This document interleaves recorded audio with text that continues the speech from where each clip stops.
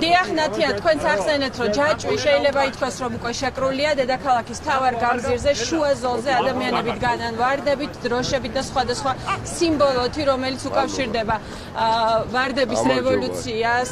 ნიკა მელია შულთან ერთად მოვიდა და თქვენ ახლა კადრშიც ხედავთ ამას. ის ესალმება ახლა ადამიანებს, რომლებიც არიან ცოცხალ ჯაჭვში ჩამდგარი, თავადაც შულთან ერთად ჩადგება ახლა ცოცხალ ჯაჭვში.